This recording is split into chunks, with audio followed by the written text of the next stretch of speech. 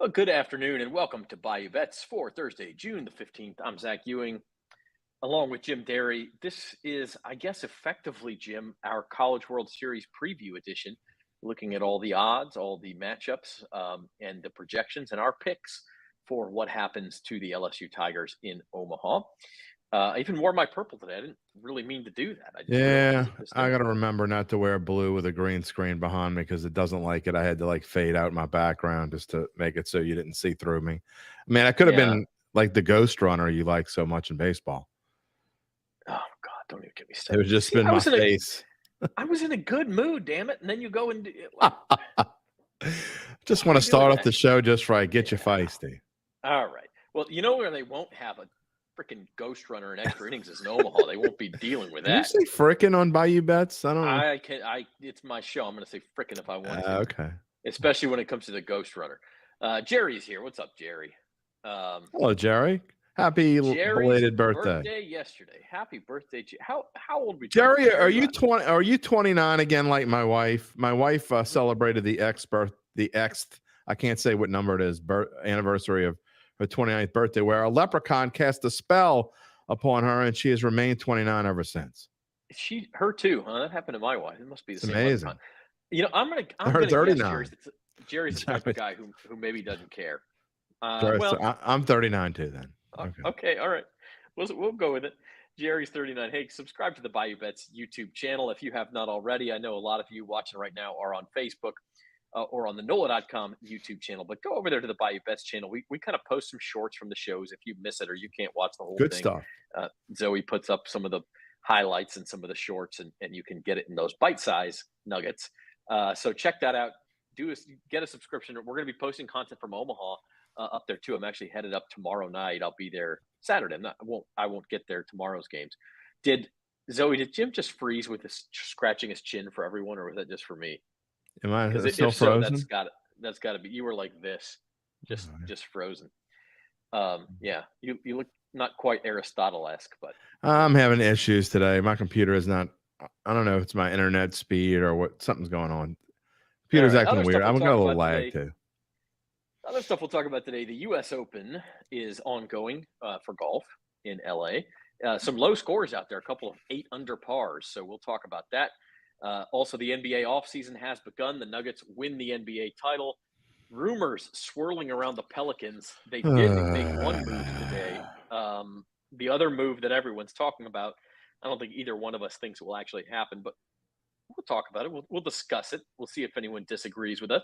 And then last night, the 2024 SEC football schedule was released. That's the first one with Oklahoma and Texas included. And so pretty interesting stuff on what it means for LSU. And we'll talk about that as well. But first off, we're going College World Series. LSU, they actually play the last opening round game. They don't play until Of course Saturday they night do. at 6. But can you blame the NCAA for making this a primetime game? I mean, if No, you're and a it had college to. baseball fan, this is must-see TV. Yeah, it had to be Saturday because both teams and two teams in that side of the bracket had to play until Monday night, so they had to make this a Saturday games. I understand that, but man, I got something going on Saturday. I'm gonna have to, and it's people who aren't. There's a few sports fans there, but I'm sorry, but you're just gonna have to excuse me while either you put it up on that TV up there, or I'll watch it on my phone and not engage with you people. Whatever you want. This is the same construct that tells people in the South you don't get married on a Saturday in the fall. Exactly. You just don't do it. You don't. Unless you want people to show up at your wedding watching football on the screens, or you're going to make that a part of your wedding, you just don't do it. 15-second story.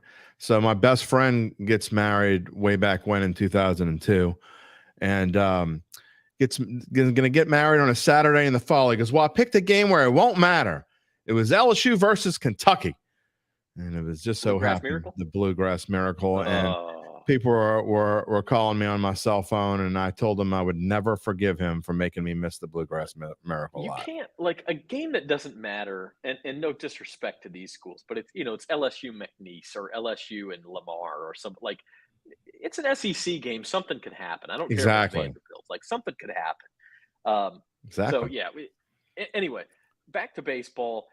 LSU and Tennessee, same matchup. They played back in March, and it was at the box. Yeah. And LSU won 2 out of 3 in the series, including the Friday night game in which Paul Skeens pitched, as he will Saturday. Now they won that game 5-2, but it was 2-2 in the 8th inning, and then I think it was Jordan Thompson hit like a bases clearing, bases loaded double in the bottom of the 8th after Tennessee had committed an error. They were all unearned runs, and so it was not a dominating victory by any stretch. And I don't think LSU can, oh hey, we're throwing Skeens, we're going to win game 1. Like having Paul Skeens a big advantage. You see the odds -210, but Tennessee's playing well, and at this time of year, you just can't count on anything. I wonder if that dude who pitches for Tennessee with the vein bulging out of his neck, I wonder if his blood pressure is going down to at least like 180 over 100 yet. I wonder if he's still alive. I mean, that guy looked like he was going to have an aneurysm. What is wrong with that clown? He was. Those of you who didn't see it, it was the game 3 of the Super Regional against Southern Miss, and he had just struck somebody out to end like the 6th inning. It wasn't even the I think it was the 7th, but still.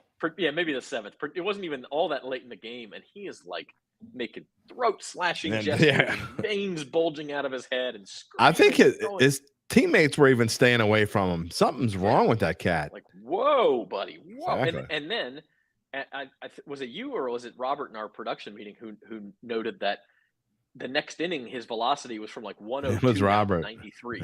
Yeah. I mean, it was like he was throwing 102 and then he flips out on the way back to the dugout, and 10 minutes later he's back out there for the 8th inning. He probably couldn't breathe. He doesn't have any velocity left.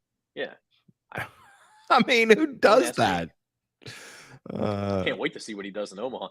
One thing I'll note on this game, the over-under is 10. That's actually very low for a college baseball game.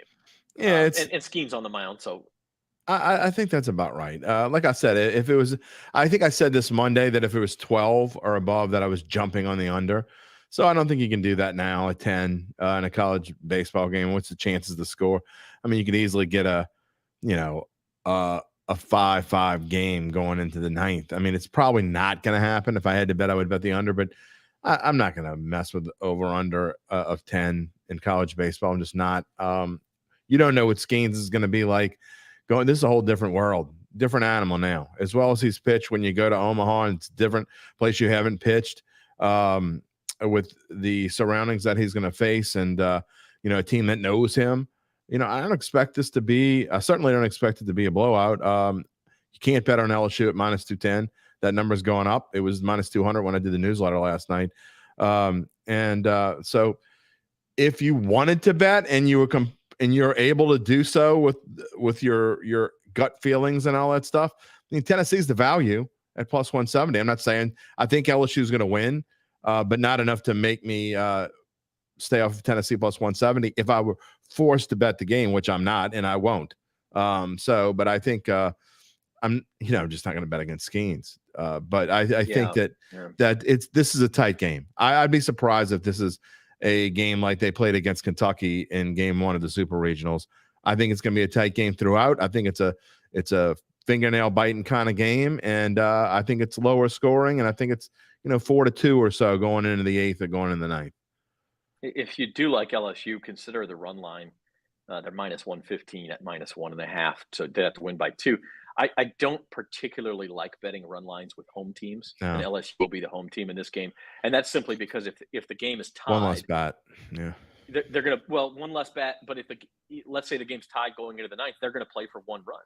That's also if they hit a homer or something, right?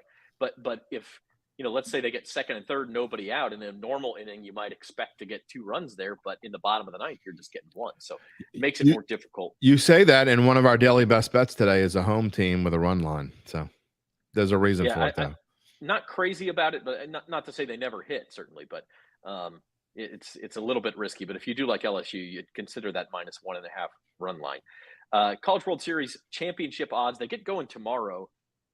Tomorrow, the first game's TCU and Oral Roberts, who are kind of the underdogs of the group, along with Stanford, I suppose.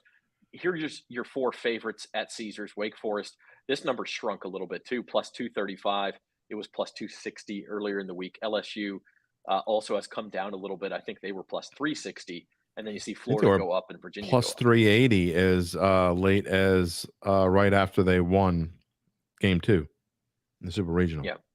So some money coming in on the 2 favorites here. And I was digging into some Wake Forest numbers this morning. That team has been absolutely dominating. And I understand everybody said, oh, they haven't done it against the SEC. They did do it against an Alabama team that was playing very well last week. And I am in the boat that there is something to be said, even if it's against a lesser opponent, of just dominating. They've got they have I believe they have the nation's best ERA by more than a run. I mean, by more than a run. And Big deal. no, that's not right. It's by like 0.6 or something. But their team ERA is 2.84. Nobody else is even below 3.4. So it's easily the nation's best pitching staff. And then you go with a lineup that scored a bunch of runs. I think that's the team to beat. I think they're the right coach by a former UNO coach. Yeah, Tom Walter. It really kind of came out of nowhere. Like Wake Forest won national title in baseball in 1955. Yeah. But boy, look, they're a team that, again, I said it Monday. I think I said it for multiple weeks now. Wake Forest is unbettable. People just like to bet favorites. I mean, people who just jump on, let me see who the favorite is, and I'll put money on them. That's what happens with anything. Now, let me get interested in college baseball now. Oh, Wake Forest beat Alabama 22-5. They must be awesome.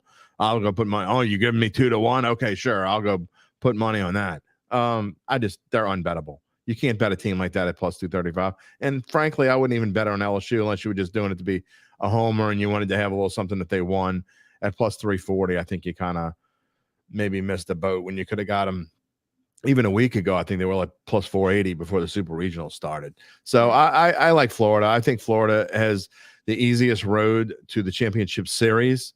I very much think they come out of that bracket. And I actually think that's a fair value. I still think it's going to be LSU and Florida. If Florida comes out of there and it is LSU Florida, you can hedge with LSU if you bet on Florida, because I think it'll be fairly close to even money at that point. So, I'm less sure about LSU getting out of their bracket than I am about Wake Forest, because those two are certainly going to butt heads. Yeah, and if LSU can win behind Paul Skeens on Saturday, they would get Wake Forest on Monday night, assuming Wake Forest beats Stanford. I don't want to assume they're going to play Monday regardless. So whether they win play or Monday lose. afternoon if they lose, Monday night if they win. How about the four teams that aren't on this list? The bottom four: Tennessee plus 800, TCU plus 900, Stanford 15-1, Oral Roberts 25-1. If you had to lay money on one of those four underdogs, who would it be? Real money or just $1 to win, to brag and say I won something? All right.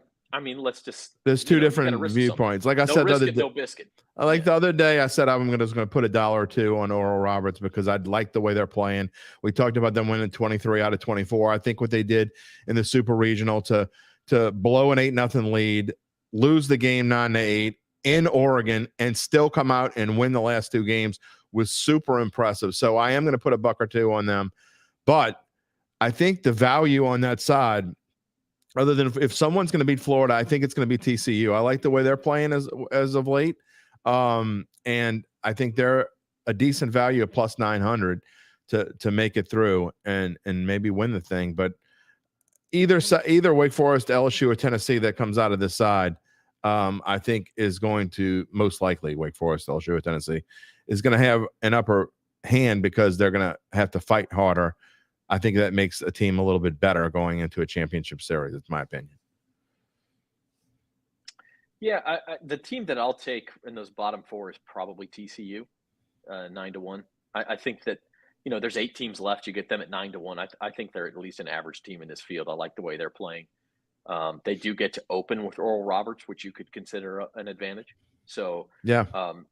Once you win that first game, not that you're in the final 6 at that point, because obviously there's a loser's bracket and teams could come through, but you really are effectively in the final 6, because if you lose, 2 teams will have lost the 0-1 game on Sunday and Monday. So. One thing I really like about TCU is the fact that at plus 900, you're basically getting them at a little over 2-1 to beat Florida. And again, unless something happens strange, I don't think Stanford's good at. I don't think they're very good at all. I didn't like the way Stanford played against. They tried to give. I didn't either. I didn't think they were very good at all. So I don't give them. I don't give them hardly any chance. So I really like it to be Florida and TCU and battling for that spot. So if you're going to give me more than 2-1, which they certainly wouldn't be if it comes down to Florida versus TCU, winner goes to the championship series. TCU is not going to be plus 210. And so you're getting a better number at them here. And I would, if you want to bet someone from that side, I like them at that number. Plus 900 is a good number. Great point. And I don't mind Virginia either, although I just don't, the 6-1 price. I do like Virginia as a team, but 6-1's not rich enough for me considering they got to open with Florida. They're dogs in that opening game. And if you lose your opening game, I mean, you can say they should beat Oral Roberts. You're one bad game away from going home at that point. So you really don't want to have to mess with that. We all know weird things happen in the College World Series. It's all about who gets hot. And, I don't think any team's going to come out of the losers bracket. I'll just say that. I think you need to win your first 2 games to get to that championship series. I don't, it's happened before, but I think it's, besides stating the obvious, it's a major advantage psychologically to win those first 2 games, because the team that's the most confident and is playing the best ball is going to have the advantage going into the championship series. And that's why if LSU can find a way to beat Tennessee and Wake Forest back-to-back games, they're going to be in the catbird seat. They got a great shot. So can't discount them for sure. I think they're playing the best baseball right now. I really do. Yeah, it's hard to say that Wake Forest is not the team, but let's go into our picks, because I'm going to take Wake Forest to win the whole thing. I just think, I know, I don't know that I would bet them at plus 235, but I do think that if you had to pick a winner, they have the most complete team. They have the deepest pitching staff, which is a huge advantage, obviously, especially if you were to drop a game. Let's say they lose to LSU in the game on Monday. They are a team I think could come back through and beat a Tennessee and then get another shot at LSU. And they'd have to beat them twice. But at that point, they probably have more pitching left than LSU. And so I'm going to take Wake Forest to win it all. I really am. And I think I'll go Wake Forest over TCU. How's that in the final? Wake Forest and TCU. Okay, I see what you're saying. Look, I'm not going to change my final prediction. I've been saying the same thing since before the regionals even started. That's how long I've been saying this, and now it's a very good possibility. So I'm going to stick with the same thing that I said before, and it's LSU versus Florida. I'm not going to be a homer because I'm going to pick Florida to win the championship. I think Florida has the easiest road. I'm going to kind of contradict myself a little bit, but I think they're that good that where even if they come out of this easiest bracket, I think they may have to expend so much less energy than these other teams may have to. I just think they're that much better than everyone else. So I'm going to take Florida over LSU, but I think if it happens that way, it's going to be a great series. And I think it's going to go 3 games and we'll get our money's worth for sure. But that's my pick, Florida over LSU in the championship series. All right. Drop in the comments what you think will happen in Omaha over the next, 12 days or so. And I'll be there Saturday, and we'll be doing some live stuff on the YouTube page. So make sure you're subscribed to the Bayou Bets YouTube page and some other videos as well. So it'll be lots of fun. Our Instagram, our Twitter account, all that stuff, our TikTok, we'll have it all. Although, wait, Nebraska's not one of those states that banned TikTok, is it? There's 2 states that I think it was Montana and somebody. I have no idea. I don't know. You have to force me to get on TikTok. One of these days you're going to force me, but you haven't yet. So I get it. My wife is a TikTok flipper. I mean, it's incessant. I mean, she'll sit there for 4 hours and watch TikTok, but just for that reason alone, I'm not a fan of TikTok. But that's a whole nother story that no one cares about. Moving on to literally a whole nother story. The NBA. Look, the offseason has started because the rumors are flying. And first of all, I gotta say this: the Denver Nuggets. Most of the time, I roll my eyes at championship parades. This was, by all looks of it, an epic parade today. I don't know if anybody saw some of the highlights, but Michael Malone, the coach, is going off into the crowd and spraying champagne on people and talking about how we're going to run this expletive back. And Nikola Jokic, who on Monday night after Game 5 had that kind of viral clip where they told him there's a parade on Thursday, and he goes, "Oh, I just want to go home." Well, then he gets out on the parade and he goes, I say I don't want to go to parade, but this parade is expletive, incredible, and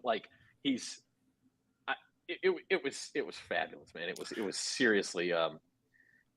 Nebraska did ban TikTok, Zoe tells us. Okay, Yeah, it's 2020. I guess I won't be doing TikToks. I'm going to be at Harris Council Bluffs across the river in Iowa, though, and I might be doing some TikToks from there. I wouldn't ban TikTok. There's too many videos about corn on there. Iowa's the Wild West, man. You can do anything in Iowa. I mean, you definitely not being banned in Iowa.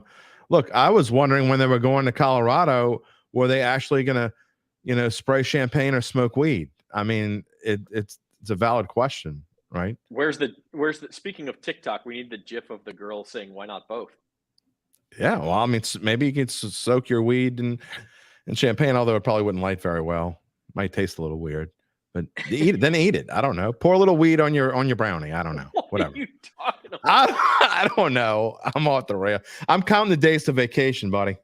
Dipping weed brownies in champagne. Hey, man, you won the championship. Do whatever the hell you want. It's like 12 days until your vacation. You can't be counting it down yet.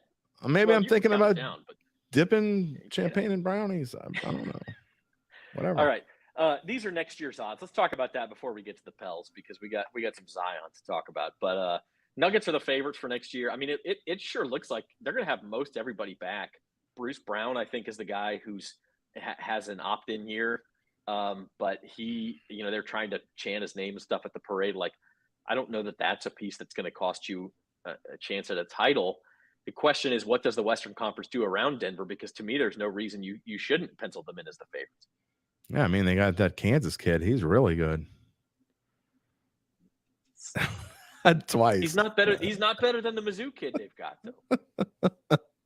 Michael Porter Jr. played a whole 3 games at Mizzou. Okay. Look, I'm just legend. I'm just saying, well, the Kentucky kid is better than all of them, but that's another story. The Serbian kid is better than all of them. The Serbian, well, I'm not even bringing up the Serbian kid because that goes without saying. Look, I just hate talking about who's the favorite for next year. We just finished the finals. Good Lord, I can't stand that basketball is a 10-month season as it is. So can I know we have to talk about certain things. We definitely need to talk about Zion, but as far as favorites go, I don't know. I'm not betting anybody at plus 500 when a season's over. If you want to go do that, go ahead. I mean, I don't think you're going to see massive odds changes, so there's absolutely no reason to do that. It's not like they're going to be plus 400. Money, right? Yeah, it's not going to be like plus. By the way, I got a little beef with a certain book that when we get to our rant, I'm going to spend 20 seconds stealing from my rant. Don't let me forget when you talk about holding money. But you just can't bet that right now. It's just there's no reason to bet it. If you like it in October, bet it in October because it'll still be the same price and maybe even better. Well, and you'll have more information, right? You'll have the draft will be over, free agency will be over, exactly, and any training camp injuries you'll know about. I mean, and those things could shift the odds. Granted, well, if it's a quarter less, is that gonna change your whole? Oh, I'm not betting it now. It's plus 475. I mean, you want to be informed as a bettor in all circumstances. So, speaking of free agency, one thing. And trade markets and things like that. Shams, is it Sharania? I never know how to pronounce his last name. They just call him Shams from The Athletic. He was on a video show earlier this week suggesting that the Pelicans were trying to trade up in the draft to the number 2 or 3 pick with their eyes on point guard Scoot Henderson, who played for the development team this past season and has been very impressive in training camps. And Victor Wembanyama is going to be the number 1 pick. The Spurs will take him certainly. Scoot Henderson could go number 2. It could be Brandon Miller from Alabama. They'll go 2 and 3 in some order. And so the Pelicans have their eyes on Scoot Henderson. They do need a point guard. Like, it would be a good fit for them. But Shams floated the idea that the Pelicans could trade Zion Williamson to move up to this number 2 pick. And I think, Jim, you and I are on the same page with this, but good idea or bad idea? I know it's not going to happen. My 25-year-old know-it-all son was all over this yesterday, sending me constant text. I'm like, dude, get it. I mean, that's what this is about. This is so people will go and read their publication or look at their social media or get more followers. That's what this is about. I mean, it's not happening. You're not going to go trade, like we were saying in the pre-production. You don't go trade the player you've been like bringing up from the bottom, trying to get him to play a full season and go trade him for dimes on the dollar. It's not going to happen. So no, I mean, it doesn't make any sense anyway. unless you know something is really wrong with this dude and you're going to pawn him off on someone else who then would also know before they make the trade that something's really wrong with this dude. And then so they're not going to make the trade. It's not going to happen. Yeah, I don't know that I'll go quite that strong. I mean, I do think if the Pelicans, look, yeah, teams do physicals before trades. If there's something wrong with him right now, they're going to know. But if the Pelicans have spent enough time with Zion to say, we don't believe he's going to lose the weight, we don't believe he's going to stay healthy long term, and we're going to cut bait now. That's the only way. They wouldn't have made all these changes if they. They make changes to the medical staff. We didn't really touch on Teresa Witherspoon being fired. I mean, Teresa Witherspoon just announced this morning, or actually this afternoon, let go by the Pelicans, and she was close with Zion. By the way, she was. I mean, he specifically mentioned her as someone who helped him through his rehab and helps him with his mental and all of those things. So just that's kind of my point. Yeah. So I think that they're already gearing up. I think there's probably talk behind the scenes like, look, buddy, you ain't a baby anymore. We're not sitting around waiting for you to grow up and do whatever it is that you want to do, because this is big boy basketball now. We're cutting ties with these other people, and you're going to start doing it the right way. And I mean, from what the little I've seen, I think he wants to do it the right way. I think he's just young. He's just, some people grow up faster than others, and Zion's probably not growing up as fast as some, especially males. I mean, I denied the whole thing until I was 27 or 29 that women grow up faster than men. They just do. It's a fact. And so I think that he's probably a baby at heart, and he's needing to grow up. And I think this is probably part of him growing up. Yeah, at some point there's a put up or shut up for Zion, and I think it's this coming season. Do you trade him before that point? I don't think you do unless you're just blown away by the offer, unless somebody wants to pay the full dollar value for him. And even then, I mean, is he going to get better? It's a hard situation. I certainly, if the question is, hey, if you really want Scoot Henderson, you want to get up and get him, I'd certainly trade Zion before I trade Brandon Ingram. You can't trade Brandon Ingram. But I don't know if that is the question. I mean, I don't think at this point, yeah, you don't want to trade either one of them. I think what probably happened, and we talked about this as well. I think there was probably some talk behind the scenes. That talk got out. Did the talk mean anything? I mean, there are always like talks. Would you be interested in trading so-and-so? And David Griffin probably said, we'll trade anybody if the price is right. And so then that becomes, the Pelicans are thinking about trading about Zion. So it's I won't say it's not going to happen. It's very highly unlikely that they would cut bait on Zion Williamson at this point when they just basically made a huge commitment to him. It's just, let's talk about this again next year. Let's play the hypothetical game just for a second as we have the Pelicans odds there on the screen. If the Pelicans did pull the trigger on this trade, and I think we've made clear we don't think that's going to happen, but if they do, and there's no meaningful pieces changing for next year's team other than Zion's off, Scoot Henderson is on. How far up do those odds go? 50-1. Boy, I don't think it'd be that much. I do. Because you can write him off. Zion, if you could guarantee Zion was going to be healthy for 70 plus games, I think which is what those numbers are. I think they're 21 at that point. I don't because I don't think you can. I think there's a less than 50-50 chance he plays. No, because if they come out and say, let's say they start the season, Zion stays and they start out 12-3.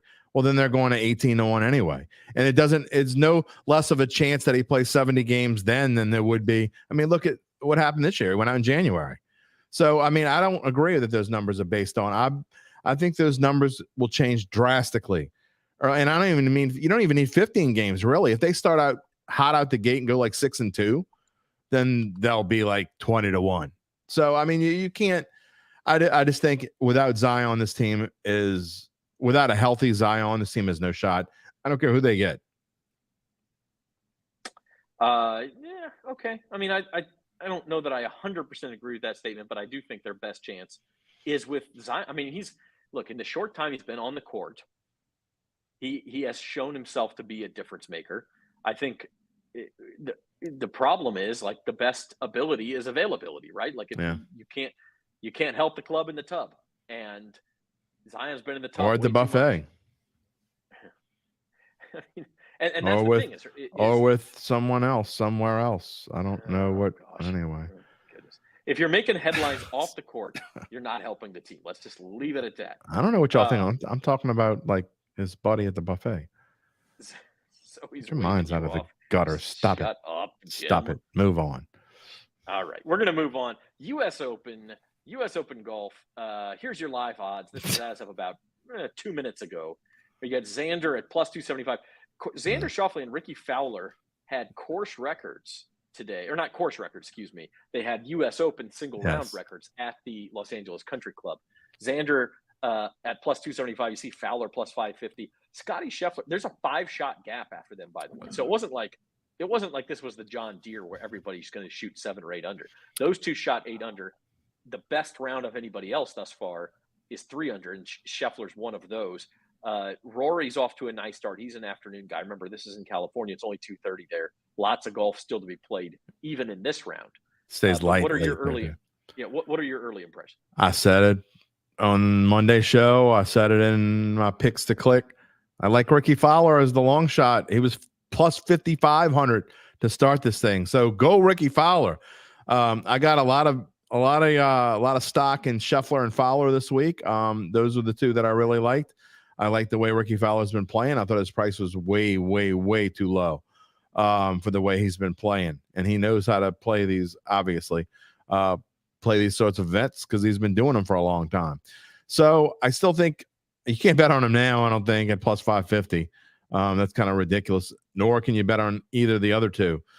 So if you want to get Rory, you better jump on him now because those odds are probably going to go. Jim, Rory has birdied the first 2, and now he's plus 800. Yeah, there you go. So just moved. Yeah, so you almost have to hope he does something silly. But I'm the kind of guy who likes to buy live odds after round 2. And I'll buy someone that's maybe lying in the weeds. I don't think any of these numbers are great. Rahm at plus 1,600, playing really. He hasn't played all that great as of late, and he was 1 under today and did nothing spectacular. And I got to be honest, from what I understand, the morning conditions were about as good as any conditions are going to be the rest of the tournament. So I don't know that you're going to see any crazy numbers. You just got to hope, if your guy's not even par or better, he's not going to win this tournament after today, is my opinion. So just kind of watch how it goes. You want to make a bet after this evening, but there's really nothing of value right now. The value was before this thing started. And even Scheffler now, it's funny because he's 5 shots back and his odds are lower now than they were when this tournament started. Yeah, which is kind of interesting. But it also goes to show you, Jon Rahm is not out of contention, certainly, but he's got a much bigger hill to climb. Some of the afternoon guys have not started out well. Matt Fitzpatrick has not started out well, the defending champion. I'll give you a name that I also gave you on Monday. I think Tony Finau has a good week. I don't know if he's going to win it, but I played him in DraftKings. I played him for a top 10.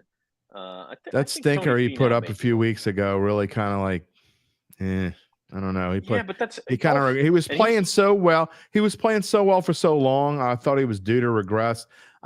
He's one of those guys I need to see come back a little bit. I'm not sure about, I don't know. His numbers not to move to 1 under. He's only through 3 holes. So back to make him 30 to 1 probably, but we're barely more than none of these guys are really bettable, honestly, at this point. So that's the point. Look, Xander is in the best spot, obviously, of a first round leader because really at 8 under, 8 under might win this tournament if you think about it. It's not out of the question to see. 6 under won it last year, and I know it's a different course, but so you're talking about Xander just needing to shoot even par the rest of the way. I think that's possible. More than guarantee you the USGA is going to look at these scores and say 2 guys shot 62. Yeah, they're going to do some. No way. Yeah. And they're going to tuck some pins, and they're going to water things that need to be watered, and they're going to dry out things that need to be dried out. It's hard to dry out things that need to be dried out, but yeah. They got those big blower things. They can dry the greens out. They're not going to do that. I don't know.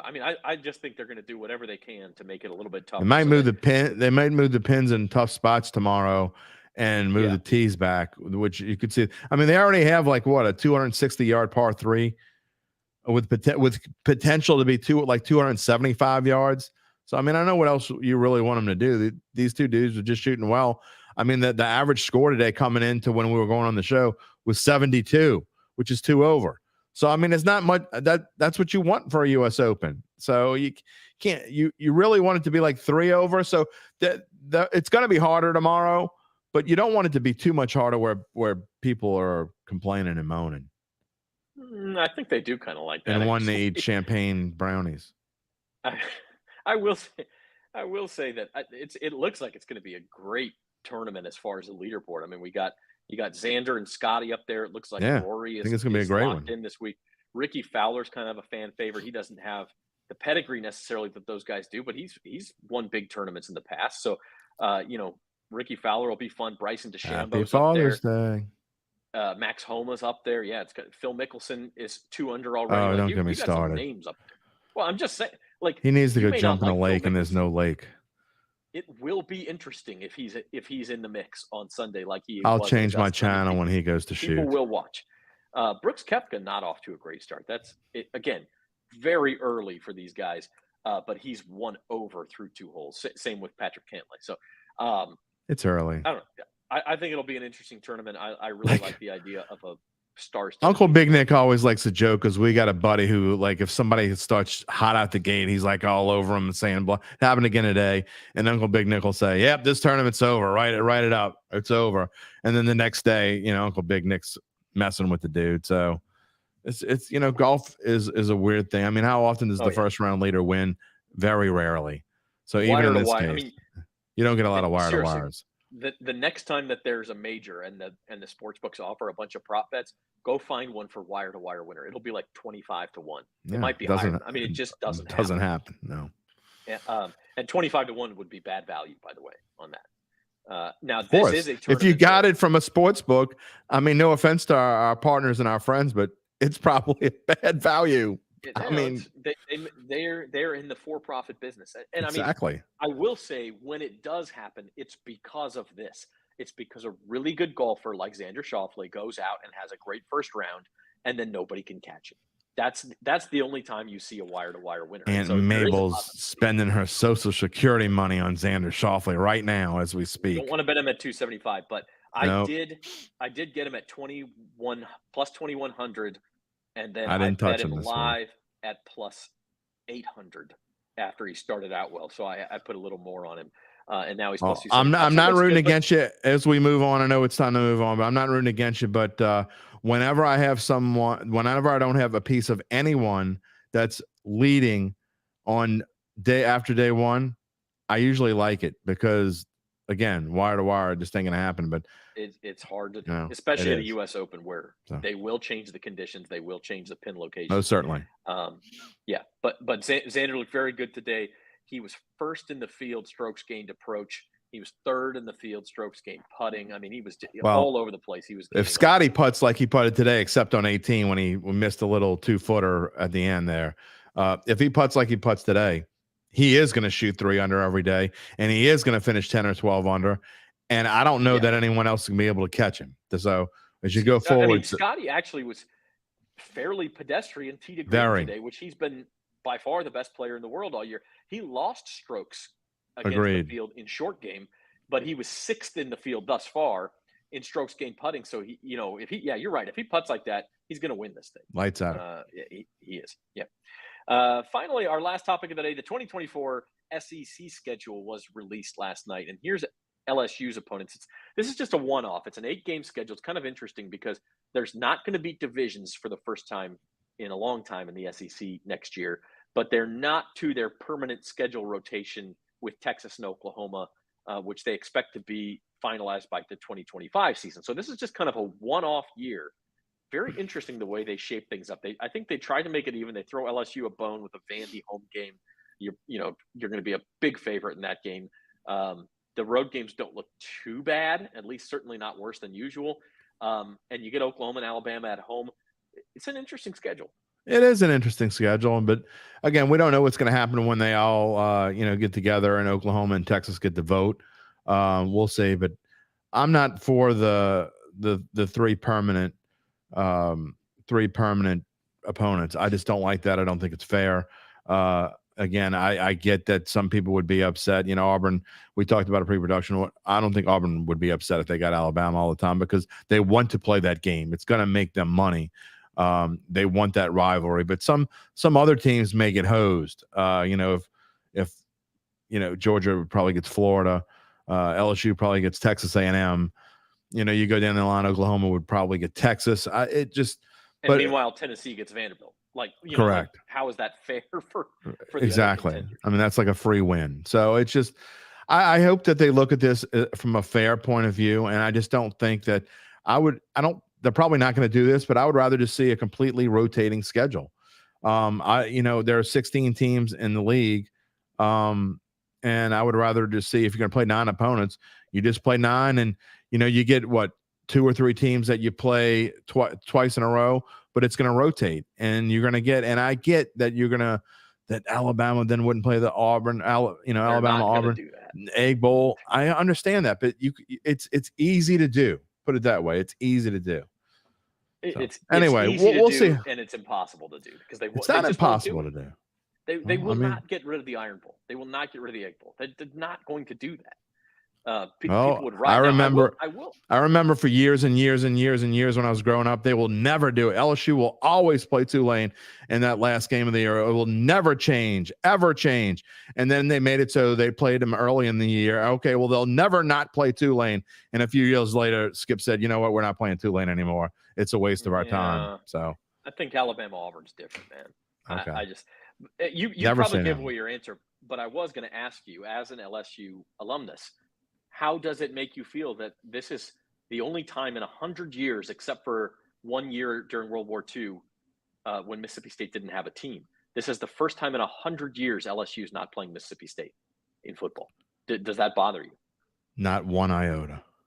I mean, now I would rather play Mississippi State than Florida, but it has nothing to do with the fact that they played for 100 years in a row.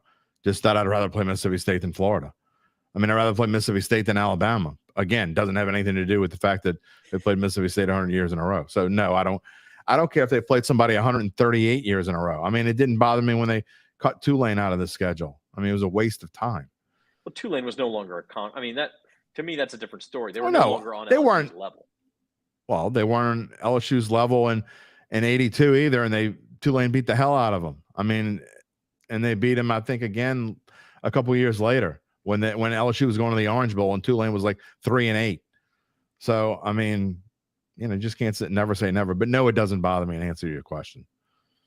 All right. Yeah, it will be interesting. And as Jerry said, it's strange. It's going to take getting used to. As we say that, by the way, my dog's outside barking. I don't think you can hear him through my mic because it's a direct mic, but he's barking like hell as soon as you start. So obviously, it bothers him that the Bulldogs are not playing the Tigers. He wants a piece of those Tigers, I guess. Yeah, I guess. All right. Let's move on to our rants. We haven't talked. Okay, that's all. That's it. That. What's that?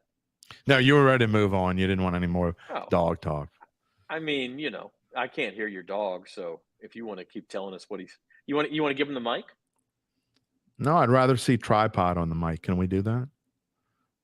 We should probably in the background. That's Zoe's dog with 3 legs. Fantastic. Let's move on. What we can do. All right, we haven't talked about the Saints yet. They're, and look, it's the off season. They made some headlines with a bow fishing trip that Derek Carr apparently loved. He was talking about how they're beating the alligator gar over the head with a hammer on the boat. Some people thought it was an alligator. And we had heat of people were going to lose their minds. Never been in the swamp. Thought it was a real alligator.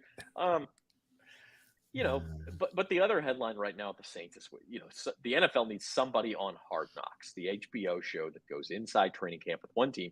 It was Dan Campbell of the Detroit Lions last year. People really loved getting to know Dan Campbell. The Lions kind of became fan favorites.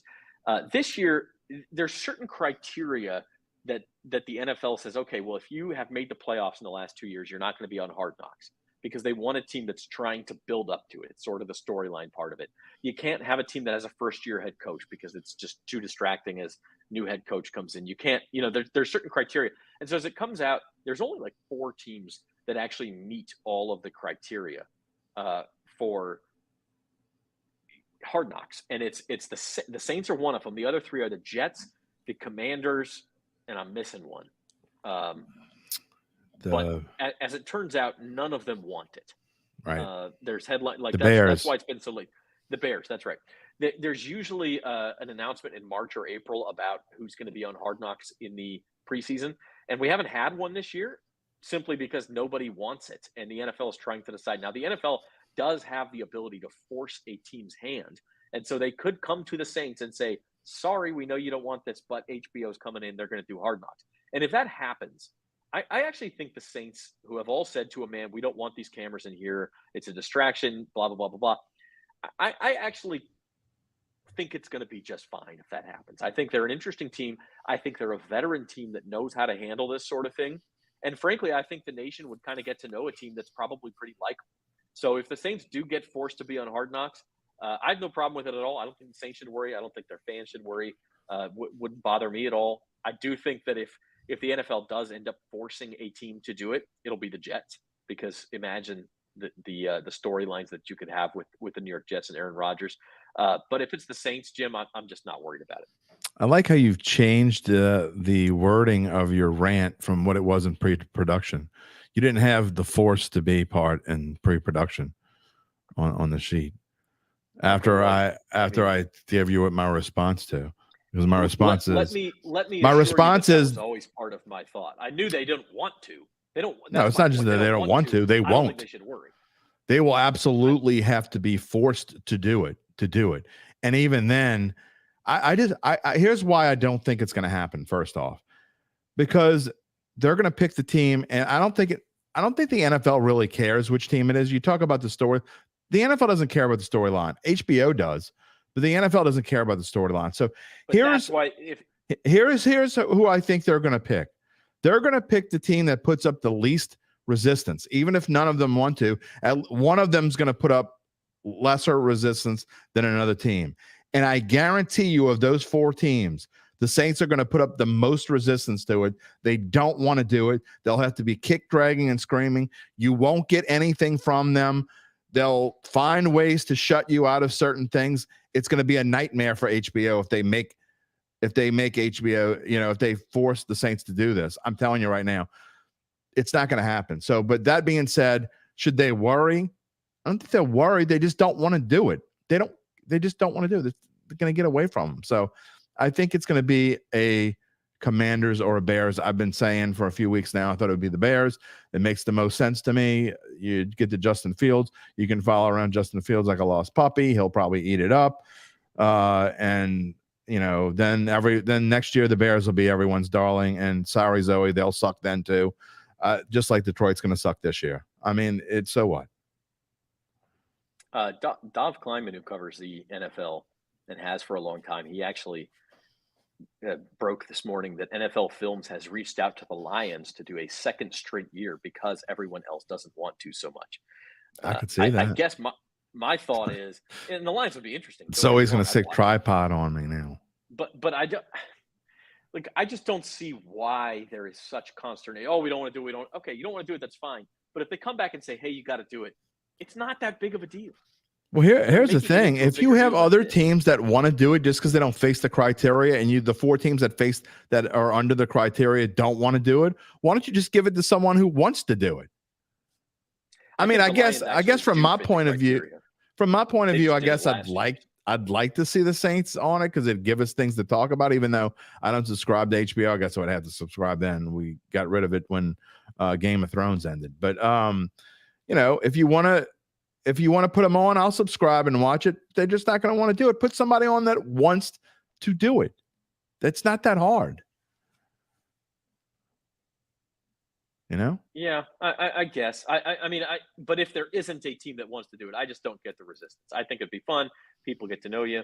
What's the big deal? But Dennis Allen, it's coming from him. He just does not strike me as the type of guy. Because they're a very secretive organization. They always have. Would have liked it. Exactly. Yeah. Sean Payton, you would have had to go put him in a trance and lock him in a room. I mean, he would have definitely not have done it. Like next year, if the Broncos are under the whatever, they fill the requirement. And I think they would be under the criteria. Probably, unless they make the playoffs this year. Yeah. So, I mean, you're going to have to go and give him some kind of juice to get him to go on that show. He's way worse than Dennis Allen. It's not just Dennis Allen. It's the whole organization. I mean, you got to go through hoops just to talk to anybody, much less put him on Hard Knocks. We'll find out. A storyline to follow. I think it'd be fun, but the Saints obviously don't. Jim, your rant today is more of a rant Positive. of love. It's Father's Day on Sunday, so give us some love. Just peace and love. That's how I end every podcast. That's who I am. I'm a nice guy. I never have any confrontations with anyone. I just want to be nice and sweet and loving. And Father's Day is a great time to be nice. A little shout out to my 25-year-old know-it-all son. It scares me to death that he's about to bear fruit, but he is. We're about to have a grandson for the first time, and I'm going to be a grandpa on Tuesday. So it's a perfect kind of Father's Day weekend. We got the U.S. Open going on, it might be my favorite tournament of them all. I think that it is. There's nothing to me like watching golf on Father's Day because no one complains. No one cares that it's Dad's day. If he wants to watch golf all day, no one's going to say, are you going to sit there and watch golf all day? No, they don't even say that then. They enjoy it. I got a real kick out of Zach, probably more than of following you, your trip, because the fact that you got to do it with your dad and your sons, and it's a lifetime moment that neither your dad nor your sons will ever forget, matter how old they get. I went on, my dad took me on a senior trip, just him and I, when I was 16. He took me to San Francisco and Lake Tahoe, and it was still to this day one of the best trips I ever went on. And it's just one of those things you don't forget. And so spending Father's Day with your kids, and again, to be able to be a grandpa in a couple of days, it's a special time, a special moment. And I hope, whether you're a dad or hopefully, out there, y'all watching, your dads are still here, or if your dads aren't still here, that, and you're a dad, you get to spend it with your kids or talk to them or love on them as much as you can, because you never know how many Father's Days you're going to have. And you never know how many Father's Day you're going to have with your dad and with your kids. So enjoy it, whether it's watching golf with them, whether it's going out to brunch or cooking on the grill or whatever it is. Make sure Father's Day is special, each and every one, and especially this one in 2023. Happy Father's Day to all the dads out there. There's just something special about dads and sons in sports, right? Like it's just a way dads and girls in sports sometimes. Yeah, absolutely. And I'm not going to sit here and say everybody likes sports or every dad likes sports. I know that's not the case, but in our profession, it's just such a great way to bond with your kids over something you both care about, that ultimately, it's not that serious, right? But it's fun to talk about. I do have one question though. If you think that your son's sports takes are immature and frivolous, what is it going to be like having an 8-year-old grandson or granddaughter? Do you know grandson or granddaughter? Grandson. Okay, so your 8-year-old grandson in 8 years. Imagine the takes he's going to have, man. He's going to the good news from AI or something. And the good news is his wife is pretty grounded. So she just laughs at him. And so I'm hoping the kid just kind of realizes that you have to take everything he says with a bottle of salt. Forget the grain of salt. You need the whole damn bottle. So hopefully that the kid will learn reality through his mother. All right. Well, I look forward to hearing and his grandparents complain about his it's coming. Wild sports takes. That's how Datitude's going to start in a few years. There's no question. Yeah, it's going to be fantastic. All right. That'll do it for us today. Happy Father's Day to the dads out there. Check us out on the YouTube channel, on the Bayou Bets YouTube channel, Twitter feed, Instagram feed, all that stuff. We'll have coverage from Omaha starting on Saturday. For our producer, Zoe Collins-Rath, and for Jim Derry, I'm Zach Ewing, and this has been Bayou Bets.